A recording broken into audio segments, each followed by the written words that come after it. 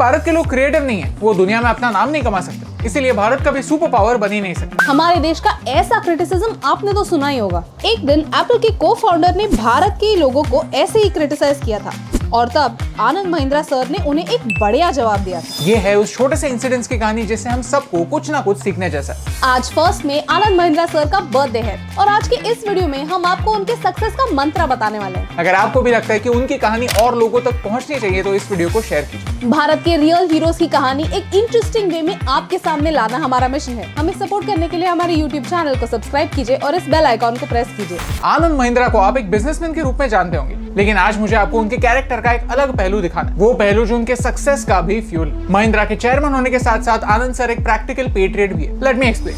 2018 में Steve Wozniak, जिन्होंने Steve jobs के साथ एप्पल कंपनी की शुरुआत की थी, वो दिल्ली में थे। उन्होंने भारत के लोगों के बारे में एक कंट्रोवर्शियल स्टेटमेंट किया। उन्होंने कहा, भारत के लोग पढ़ाई में अच्छे हैं और MBA वगैरह करके अपने लिए मर्सिडीज खरीद के लाइफ में सक्सेसफुल तो बन सकते हैं, लेकिन इंडियंस क्रिएटिव नहीं होते।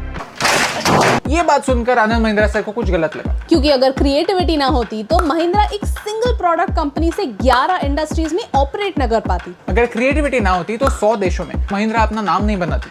अगर क्रिएटिविटी ना होती तो महिंद्रा पूरे वर्ल्ड में 2 लाख से ज्यादा लोगों को एम्प्लॉयमेंट न दे पाती। आनंद महिंद्रा सर ने रिप्लाई में कहा, मुझे ऐसे कमेंट सुनकर बहुत खुशी होती है, क्योंकि फिर हमें चांस मिलता है ऐसे स्टीरियोटाइप्स तोड़ने का और आपको गलत साबित करने का। भारत फिर से जरूर आई, हमें आपको एक अलग भारत से मिलाना है। ये रिप्लाई काफी इंटरेस्टिंग है, क्योंकि शायद उनकी जगह पर कोई और होता तो कहता, you know nothing about India. जब आपका देश एग्जिस्ट ही नहीं करता था तब हमारा कल्चर सबसे आगे था। Nobody asked for your opinion. लेकिन महिंद्रा सर ने क्रिटिसिज्म को एज अ चैलेंज लिया। ऐसी कॉन्फ्लिक्ट में एक पॉजिटिव अप्रोच रखना ही आनंद महिंद्रा सर को स्पेशल बनाता है और इसका प्रूफ हमें महिंद्रा के सक्सेस में साफ साफ दिखता है। चलिए थोड़ा रिवाइंड करते हैं। भारत को 1947 में आजादी तो मिली, लेकिन फिर भी हमारा देश कई बेड़ियों में बंधा हुआ था और इस बार की लड़ाई किसी पराये से नहीं, हमारे खुद के सोशल प्रॉब्लम से थी। फ्रीडम तो था, लेकिन फाइनेंशियल फ्रीडम नहीं था। लेकिन भारत तो फाइटर्स का देश है और इस लड़ाई के फाइटर्स बंदूक से नहीं, अपॉर्चुनिटीज से भारत को आजादी दिलाना चाहते थे। In 1991 we opened up the economy. Market में इंटरनेशनल प्लेयर्स आ रहे थे और भारत की कंपनीज को टफ कंपटीशन दे रहे थे। उसी साल आनंद महिंद्रा सर महिंद्रा ग्रुप के डेप्यूटी चेयरमैन बने। उन्होंने महिंद्रा को एक ग्लोबल लीडर बनाने का चैलेंज लिया। फोर्ड नाम की अमेरिकन कार कंपनी भारत के इमर्जिंग मार्केट को कैप्चर करना चाहती थी। महिंद्रा ट्रैक्टर्स बनाना जानता था, तो फोर्ड ने एस्कॉर्ट गाड़ी के प्रोडक्शन के लिए महिंद्रा से पार्टनरशिप करनी चाहिए। तब आनंद सर ने कहा, भारत के हाथों से ज्यादा भारत के दिमाग को यूज कीजिए। प्रोडक्शन यूनिट के साथ यहाँ एक R&D फैसिलिटी भी शुरू कीजिए, ताकि भारत की सड़कों के लिए ऑप्टिमाइज्ड गाड़ियां बने। लेकिन फोर्ड के एग्जीक्यूटिव्स ने उन्हें सीरियसली नहीं लिया।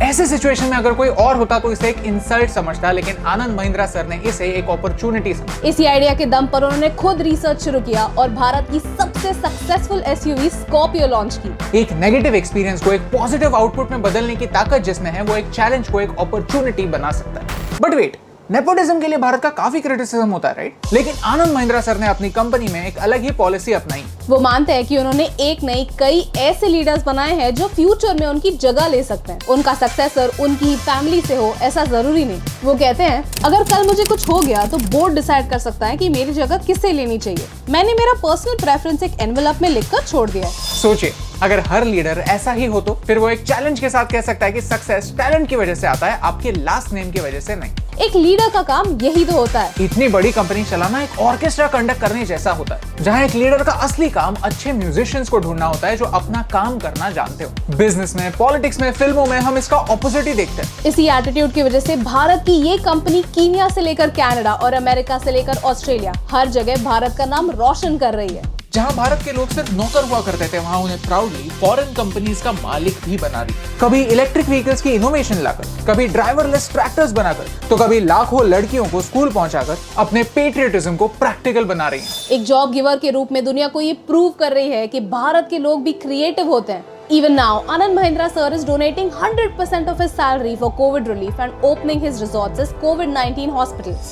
टाटा, महिंद्रा, इन्फोसिस जैसी कंपनीज की प्रोग्रेस को देखना भारत की प्रोग्रेस को देखने जैसा, क्योंकि ये कंपनीज बेजान फैक्ट्रीज नहीं जो मशीन बनाती है। ये कंपनीज लोगों को जोड़कर डेवलपमेंट का कल्चर बनाती है। They are working on changing not just the perception but also the situation. वही है जो रेयरव्यू मिरर में दिखने वाले एक्सक्यूजेस को भूलकर आगे आने वाले अपॉर्चुनिटीज को देखना सिखाते हैं। अगर आपको ये वीडियो अच्छा लगा तो इसे अपने दोस्तों के साथ शेयर कीजिए। तो भारत में क्रिएटिविटी है या नहीं ये मुझे पता नहीं, लेकिन हर क्रिटिसिज्म का जवाब क्रिएटिवली देने वाले लोग जरूर हैं, ये मुझे पता है। और उनकी कहानी आप तक पहुंचाने से मुझे फर्क पड़ता है। हे यस टीम, हम हमेशा सोचते थे कि मीडिया भारत के बारे में इतनी नेगेटिव क्यों, तो हमने एक पॉजिटिव सोल्यूशन बेस्ड अप्रोच अपनाया। अगर आपको ये वीडियो अच्छा लगा तो लाइक बटन प्रेस कीजिए। अगर आप यहाँ पर नए हैं तो यहाँ पर क्लिक करके सब्सक्राइब कीजिए और नए वीडियोस के अपडेट्स मिलने के लिए बेल आइकन को प्रेस कीजिए। और ऐसे ही और पॉजिटिव वीडियोस देखने के लिए यहाँ पर क्लिक कीजिए, क्योंकि आपके सपोर्ट से मुझे फर्क पड़ता है।